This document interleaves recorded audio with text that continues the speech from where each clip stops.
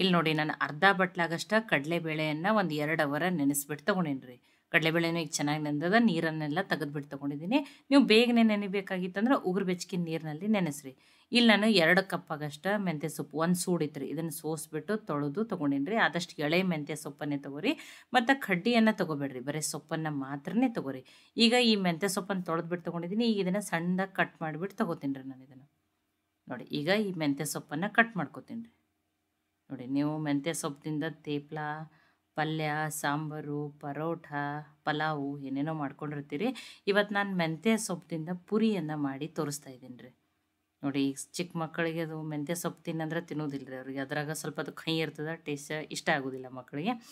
ಈ ರೀತಿ ನೀವು ಮೆಂತ್ಯ ಸೊಪ್ಪಿನ ಪುರಿ ಮಾಡಿಬಿಟ್ಟು ಮಕ್ಕಳಿಗೆ ಲಂಚ್ ಬಾಕ್ಸಲ್ಲಿ ಕೂಡ ಹಾಕಿ ಕೊಡ್ಬೋದು. ನೋಡಿ ಆದಷ್ಟು ಎಳೆ ಮೆಂತ್ಯ ಸೊಪ್ಪನ್ನೇ ತೊಗೋರಿ, ಮತ್ತು ಬರೀ ಸೊಪ್ಪನ್ನು ತೊಗೋರಿ, ಕಡ್ಡಿಯನ್ನು ತೊಗೋಬೇಡ್ರಿ. ನೋಡಿ ಈಗ ಸಣ್ಣದಾಗಿ ಕಟ್ ಮಾಡಿಬಿಟ್ಟು ತೊಗೊಂಡಿದ್ದೀನಿ ರೀ ನಾನು. ನೋಡಿ ಒಂದು ಸೂಡಿತ್ರಿ, ಒಂದು 2 ಕಪ್ ಆಗಷ್ಟು ಆದ್ರಿ. ಈಗ ಪ್ಯಾನ್ಗೆ ನಾನಿಲ್ಲಿ ಒಂದು ಅರ್ಧ ಸ್ಪೂನ್ ಆಗಷ್ಟು ಎಣ್ಣೆಯನ್ನು ಹಾಕ್ತಾಯಿದ್ದೀನಿ. ಎಣ್ಣೆ ಕಾಯ್ದ್ಮೇಲೆ ಈ ಸೊಪ್ಪನ್ನು ಹಾಕ್ತೀನಿ ರೀ. ಈಗ ಈ ಸೊಪ್ಪನ್ನು ಬೇಯಿಸ್ಬಿಟ್ಟು ತೊಗೋತೀನಿ ರೀ ನಾನು.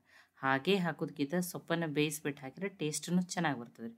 ಮತ್ತು ಮೆಂತ್ಯ ಸೊಪ್ಪಂತೂ ಆರೋಗ್ಯಕ್ಕೆ ತುಂಬಾ ಒಳ್ಳೆಯದು ರೀ. ಈಗ ಚಳಿಗಾಲದಲ್ಲಿ ಥಂಡಿ ದಿನದಾಗಂತೂ ಸೊಪ್ಪುಗಳೆಲ್ಲ ತುಂಬಾ ಚೆನ್ನಾಗಿ ಬರ್ತಾವೆ ರೀ. ನೋಡಿ ಬೇಗನೆ ನೋಡಿರಿ ಎಷ್ಟು ಎಳಿದದ ಸೊಪ್ಪು, ಬೇಗನೆ ಕರಗಿಬಿಡ್ತೀರಿ ಅದು. ಈಗ ಗ್ಯಾಸನ್ನು ಆಫ್ ಮಾಡ್ತೀನಿ. ಈಗ ಇದು ಕಂಪ್ಲೀಟಾಗಿ ಆರಲಿ ರೀ. ನೋಡಿ ಇದನ್ನು ಅನ್ಕತಕ್ಕ ಏನು ಮಾಡ್ತೀನಿ, ಸೈಡಿಗೆ ಇಡ್ತೀನಿ.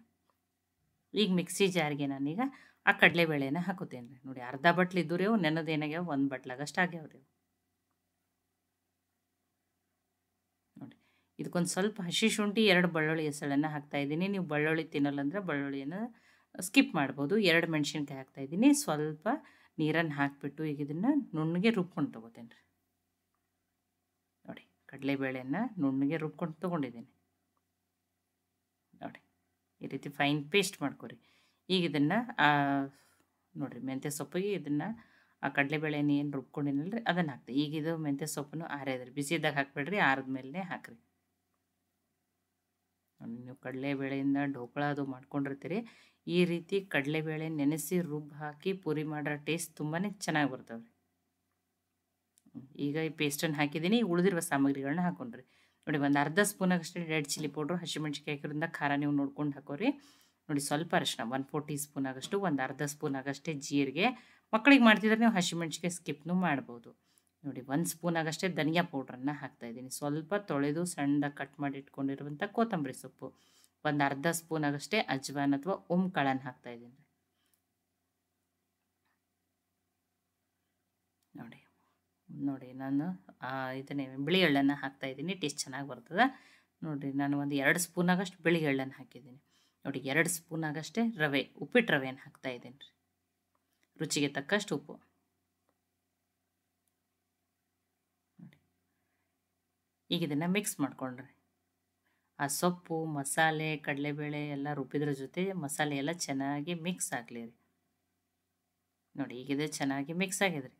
ಇದಕ್ಕೆ ನಾನಿಲ್ಲಿ 2 ಬಟ್ಲಾಗಷ್ಟು ಸೋಸ್ ಇಟ್ಕೊಂಡಿರುವಂಥ ಗೋಧಿ ಹಿಟ್ಟನ್ನು ಹಾಕ್ತೇನೆ ರೀ. ನೋಡಿ ಈಗ ಇದನ್ನು ಮಿಕ್ಸ್ ಮಾಡ್ಕೊಂಡ್ರಿ. ಫಸ್ಟ್ ನೀರು ನೋಡಿರಿ, ಆಮೇಲೆ ನೋಡಿಬಿಟ್ಟು 1 ಸ್ಪೂನು 2 ಸ್ಪೂನು ಇಷ್ಟೇ ಹಿಡಿಸ್ತದೆ ರೀ, ನೀರೇನು ತುಂಬ ಹಿಡಿಸಲ್ಲ. ಮತ್ತು ಈ ಹಿಟ್ಟನ್ನು ಗಟ್ಟಿಯಾಗಿಯೇ ಕಲಿಸ್ಕೋಬೇಕು ರೀ. ನೀವು ಎಷ್ಟು ಸಾಫ್ಟ್ ಹಿಟ್ಟನ್ನು ಕಲಿಸ್ಕೋತಿರಲಿ ಅಷ್ಟು ಏನಾಗ್ತದೆ ರೀ, ಯಾವಾಗಲೂ ಪುರಿ ಎಣ್ಣೆ ಹಿಡಿತಿರ್ತದೆ. ಅದಕ್ಕೆ ನೀವು ಏನು ಮಾಡಬೇಕು, ಈ ಹಿಟ್ಟನ್ನು ಗಟ್ಟಿಯಾಗಿಯೇ ಕಲಿಸ್ಕೋಬೇಕು. ಆ ಮಿಕ್ಸಿ ಜಾರಿಗೆ ಸಹ ನೀರನ್ನು ಹಾಕಿಬಿಟ್ಟು ಒಂದು 2 ಸ್ಪೂನ್ ಆಗಷ್ಟು ಇಷ್ಟೇ ನೀರನ್ನು ಹಾಕಿಬಿಟ್ಟು ಹಿಟ್ಟನ್ನು ಕಲಸಿ ತೊಗೋತೀನಿ ರೀ. ನೋಡಿ ಹಿಟ್ಟನ್ನು ಏನು ಮಾಡಿರಿ, ಒಮ್ಮೆಲೆ ನೀರು ಹಾಕ್ಕೊಂಡು ಸಾಫ್ಟಾಗಿ ಕಲಿಸ್ಕೋಬೇಡ್ರಿ, ಗಟ್ಟಿಯಾಗಿಯೇ ಕಲಿಸ್ರಿ ಇದನ್ನು. ನೋಡಿ ಈಗ ಗಟ್ಟಿಯಾಗಿ ಇದೇ ರೀತಿಯೇ ನೋಡಿ ಗಟ್ಟಿಯಾಗಿ ಕಲಿಸ್ಕೊಂಡೀನಿ. ಮತ್ತು ರವೆಯನ್ನು ನೆನೆಲಿ ರೀ, ಹಿಟ್ಟನ್ನು ನೆನೆಲಿ. ಒಂದು ಸ್ವಲ್ಪ ಇದಕ್ಕೆ ಏನು ಮಾಡ್ತೀನಿ, ಎಣ್ಣೆ ಹಚ್ಚಿ ಒಂದು 10 ನಿಮಿಷ ಇದನ್ನು ತೆಗೆದಿಡ್ತೀನಿ ರೀ. ಇದಕ್ಕೊಂದು ಬೆಸ್ಟ್ ಕಾಂಬಿನೇಷನ್ ಆಗಿ ಪುಟಾಣಿ ಹಿಟ್ಟಿನ ಚಟ್ನಿಯನ್ನು ಮಾಡಿ ತೋರಿಸ್ತಾ ಇದ್ದೀನಿ ರೀ ನಾನು. ನೋಡಿ ಈ ಹಿಟ್ಟು ಆ ರವೆ ಎಲ್ಲ ಚೆನ್ನಾಗಿ ನೆನೆಲಿ ರೀ. ಒಂದು 10 ನಿಮಿಷ ಮುಚ್ಚಿ ಇದನ್ನು ಅನ್ಕತಕ್ಕ ಸೈಡಿಗೆ ಇಡೋಣ. ಈಗ ಒಂದು ತುಂಬ ಸಿಂಪಲ್ ಐತ್ರಿ. ನೋಡಿ 1 ಸ್ಪೂನ್ ಆಗಷ್ಟು ಎಣ್ಣೆಯನ್ನು ಹಾಕಿದ್ದೀನಿ, ಒಂದು ಸ್ವಲ್ಪ ಸಾಸಿವೆ ಜೀರಿಗೆಯನ್ನು ಹಾಕಿದ್ದೀನಿ, 1/4 ಟೀ ಸ್ಪೂನ್ ಅಷ್ಟು, 2 ಮೆಣಸಿನ್ಕಾಯನ್ನು ಹಾಕಿದ್ದೀನಿ. ನೋಡಿ ನನ್ನ ದೊಡ್ಡ ಸೈಜದ್ದು 1 ಈರುಳ್ಳಿಯನ್ನು ಸಣ್ಣದಾಗಿ ಕಟ್ ಮಾಡಿ, ಇದಕ್ಕೆ ಈರುಳ್ಳಿಯನ್ನು ಅತಿ ಸಣ್ಣದಾಗಿಯೇ ಕಟ್ ಮಾಡಿ ಹಾಕ್ಬೇಕು ರೀ. ಮೀಡಿಯಮ್ ಸೈಜ್ ಇದ್ದರೆ 2 ಈರುಳ್ಳಿನ ಹಾಕಿರಿ, ಸ್ವಲ್ಪ ಕೊತ್ತಂಬರಿ ಸೊಪ್ಪನ್ನು ಹಾಕಿಬಿಟ್ಟು ಈಗ ಅದನ್ನು ಈರುಳ್ಳಿ ಸಾಫ್ಟ್ ಆಗೋವರೆಗೂ ಬೇಯಿಸ್ಬಿಟ್ಟು ತೊಗೋತೀನಿ ರೀ. ಈರುಳ್ಳಿ ಕಲರ್ ಏನು ಚೇಂಜ್ ಆಗಬಾರ್ದು. ಒಂದು ಸ್ವಲ್ಪ ಅರಿಶಿನ 1/4 ಟೀ ಸ್ಪೂನ್ ಆಗಷ್ಟು. ನೋಡಿ ಆ ಈರುಳ್ಳಿ ಸಾಫ್ಟ್ ಆಗೋವರೆಗೂ ಬೇಯಿಸ್ಬಿಟ್ಟು ತೊಗೊಳೋಣ ರೀ. ನೋಡಿ ಇದೊಂಥರ ಹುಳಿ ಹುಳಿ ಮತ್ತು ಸ್ವೀಟ್ ಇರ್ತದೆ ರೀ ಇದು ಚಟ್ನಿ. ನೋಡಿ ಇದಕ್ಕೆ ರುಚಿಗೆ ತಕ್ಕಷ್ಟು ಉಪ್ಪನ್ನು ಹಾಕ್ತಾಯಿದ್ದೀನಿ. ನೀವು ಇದೇ ಚಟ್ನಿ ಮಾಡ್ಕೋಬೇಕಂತ ಏನಿಲ್ಲ, ಈ ಚಟ್ನಿ ಟೇಸ್ಟೂ ಇದ್ರ ಜೊತೆ ಬೆಸ್ಟ್ ಕಾಂಬಿನೇಷನ್ ಇರ್ತದೆ, ನೀವು ಟ್ರೈ ಮಾಡ್ಬೋದು. ಒಂದು 2 ಸ್ಪೂನಾಗಷ್ಟೇ ಸಕ್ಕರೆ, ನಾನು ಮೊದಲೇ ಹೇಳೀನಿ ಇದು ಸ್ವೀಟ್ ಹುಳಿ ಆಗಿರ್ತದೆ ರೀ ಚಟ್ನಿ. ನೋಡಿ ಸಕ್ಕರೆಯನ್ನು ಹಾಕಿಬಿಟ್ಟು ನೋಡಿ ಈರುಳ್ಳಿ ಸಾಫ್ಟ್ ಆಗೋವರೆಗೂ ಮತ್ತು ಸಕ್ಕರೆನೂ ಕರಿಯೋದು ನೋಡಿರಿ. ಈಗ ಬೇಯಿಸ್ಬಿಟ್ಟು ತೊಗೊಂಡಿದ್ದೀನಿ. ಗ್ಯಾಸನ್ನು ಆಫ್ ಮಾಡ್ತೀನಿ ರೀ. ಗ್ಯಾಸನ್ನು ಆಫ್ ಮಾಡಿಬಿಟ್ಟು ಇಲ್ಲಿ ಒಂದು 3 ಸ್ಪೂನ್ ಆಗಷ್ಟೇ ಪುಟಾಣಿ ಅಥವಾ ಹುರುಗಡ್ಲೆ ಪೌಡ್ರನ್ನು ತೊಗೊಂಡಿದ್ದೀನಿ ರೀ.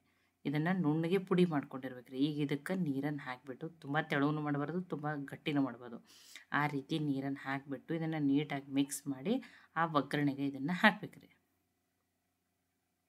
ನೋಡಿರಿ, ತುಂಬ ತೆಳುವೂ ಮಾಡಬಾರ್ದು, ತುಂಬ ಗಟ್ಟಿನೂ ಮಾಡಬಾರ್ದು, ಮೀಡಿಯಮ್ ಆಗಿನೇ ಇರ್ಬೇಕು ರೀ.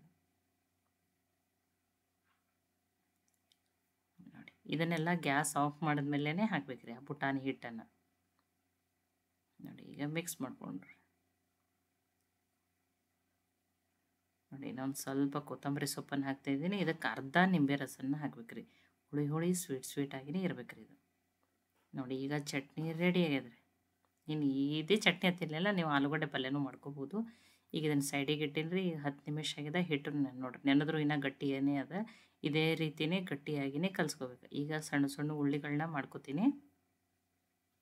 ನೋಡಿರಿ, ಪುರಿ ಯಾವಾಗಲೂ ತುಂಬ ದಪ್ಪಾಗಿನೂ ಲಟ್ಸ್ಕೋಬಾರ್ದು ರೀ, ತೆಳುನೂ ಇರಬೇಕು, ಚೆನ್ನಾಗಿ ಉಬ್ಬಿನೂ ಬರ್ಬೇಕು ರೀ ಪುರಿ.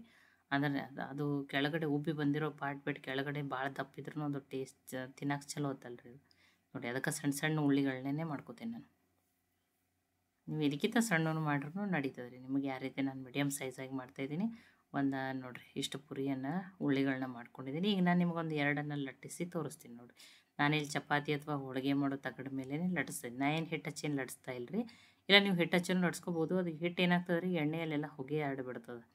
ಅದಕ್ಕಂತ ಹೇಳಿನೇ ಇದಕ್ಕೇನು ಎಣ್ಣೆನೂ ಜಾಸ್ತಿ ಆಯ್ತಲ್ಲ, ಸ್ವಲ್ಪನೇ ಒಂದು 2 ಬಟ್ಟೆ ಆಗೋಷ್ಟು ಎಣ್ಣೆ ಹಚ್ಕೊಂಡ್ಬಿಟ್ಟು ನೋಡಿ ಈ ರೀತಿ ಮೀಡಿಯಮ್ ಆಗಿ, ತುಂಬ ತೆಳುವೂ ಅಲ್ಲ ತುಂಬ ದಪ್ಪನೂ ಅಲ್ಲ, ಆ ರೀತಿ ಲಟ್ಟಿಸ್ಬಿಟ್ಟು ತೊಗೊಂಡಿದ್ದೀನಿ ರೀ. ಇನ್ನೊಂದನ್ನು ಲಟ್ಟಿಸ್ಬಿಟ್ಟು ತೋರಿಸ್ತೀನಿ ನೋಡಿರಿ. ಮತ್ತು ಆಲ್ರೆಡಿ ಎಣ್ಣೆ ಏನೋ ಕಾಯ್ಲಿಕ್ಕೆ ಇಟ್ಟಿನಿ, ಎಣ್ಣೆನೂ ಚೆನ್ನಾಗಿ ಕಾಯ್ದವೆ ರೀ. ನೋಡಿ ಮೆಂತ್ಯ ಸೊಪ್ಪದಿಂದ ಪಲಾವು, ಪಲ್ಯ, ಸಾಂಬಾರು ಮಾಡ್ಕೊಂಡಿರ್ತೀವಿ ನಾವು.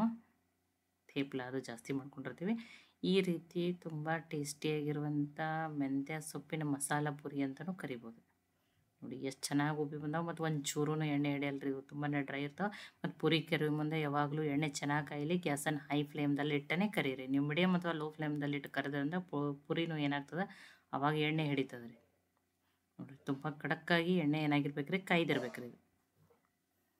ನೋಡಿ ಒಂಚೂರೂ ಎಣ್ಣೆ ಹಿಡಿದಿಲ್ಲ. ನೋಡಿರಿ ಎಷ್ಟು ಚೆನ್ನಾಗಿ ಬಂದವು. ನೋಡಿ ಈಗ ಚಟ್ನಿ ತಾಟನ್ನು ರೆಡಿ ಮಾಡ್ಕೊಂಡ್ರಿ. ಚಟ್ನಿಯನ್ನು ಹಾಕ್ಕೊಂಡಿದ್ದೀನಿ. ನೋಡಿ ಪುರಿಯನ್ನು ಹಾಕ್ಕೊಂಡ್ರಿ. ನೀವು ಇದೇ ಚಟ್ನಿ ಅಂತೇನಿಲ್ಲ, ಆಲೂಗಡ್ಡೆ ಪಲ್ಯನೂ ಮಾಡ್ಕೋಬೋದು. ನೀವು ಏನೂ ಬೇಡ ಅಂದರೆ ಇದನ್ನು ಸಾಸ್ ಜೊತೆ ಉಪ್ಪಿನಕಾಯಿ ಜೊತೆನೂ ತಿನ್ಬೋದು ರೀ, ನಡೀತದೆ. ನೋಡಿ ನಮಗೆ ಚಟ್ನಿ ಮಾಡೋಕ್ಕೆ ಟೈಮ್ ಇಲ್ಲ ಅಂದ್ರೆ ನೀವು ಪುರಿಯನ್ನು ಮಾಡ್ಕೊಂಡ್ಬಿಟ್ಟು ಸಾಸ್ ಅಥವಾ ಉಪ್ಪಿನಕಾಯಿ ಜೊತೆನೂ ಮಕ್ಕಳಿಗೆ ಕೊಡ್ಬೋದು. ನೋಡಿ ಎಷ್ಟು ಡ್ರೈ ಅದಾವೆ ನೋಡಿರಿ, ತುಂಬಾ ಚೆನ್ನಾಗಿ ಬಂದವ್ರಿ. ನೋಡಿರಿ ಒಂಚೂರು ಎಣ್ಣೆ ಇಲ್ಲ, ಹೊರಗಡೆಯಿಂದ ಕ್ರಿಸ್ಪಿ. ನೋಡಿರಿ ಚಿಕ್ಕ ಮಕ್ಕಳಿದ್ರೆ ಇದನ್ನು ಹಾಗೇ ತಿನ್ಬೋದು ರೋಲ್ ಮಾಡಿಬಿಟ್ಟು. ನೋಡಿರಿ ಈ ಮೆಂತ್ಯ ಸೊಪ್ಪಿನ ಮಸಾಲ ಪುರಿ ರೆಸಿಪಿ ನಿಮ್ಗೆ ಇಷ್ಟ ಆಗಿದ್ರೆ ಲೈಕ್ ಮಾಡಿ, ಶೇರ್ ಮಾಡಿ, ಕಮೆಂಟ್ ಮಾಡಿರಿ. ಖಂಡಿತನೂ ಟ್ರೈ ಮಾಡಿರಿ. ದಿನಾಲು ಉಪ್ಪಿಟ್ಟು, ಅವಲಕ್ಕಿ, ಇಡ್ಲಿ, ದೋಸೆ ತಿಂದು ಬೇಜಾರಾಗಿತ್ತಂದ್ರೆ ಈ ರೆಸಿಪಿಯನ್ನು ಟ್ರೈ ಮಾಡಿರಿ. ಟ್ರೈ ಮಾಡಿ ನನಗೆ ಹೆಂಗೆ ಬಂದಿತ್ತು ಅಂತ ತಿಳಿಸ್ರಿ. ಅಥವಾ ನೀವು ಮೆಂತ್ಯ ಸೊಪ್ಪಿನ ಯಾವ್ಯಾವ ರೆಸಿಪಿಗಳನ್ನ ಮಾಡ್ತೀರತ್ತ ಹೇಳಿನೂ ಕಮೆಂಟ್ ಮಾಡಿ ತಿಳಿಸ್ರಿ. ಮತ್ತೆ ಹೊಸ ರೆಸಿಪಿ ಜೊತೆ ಸಿಗೋಣ. ಎಲ್ಲರಿಗೂ ಧನ್ಯವಾದಗಳು.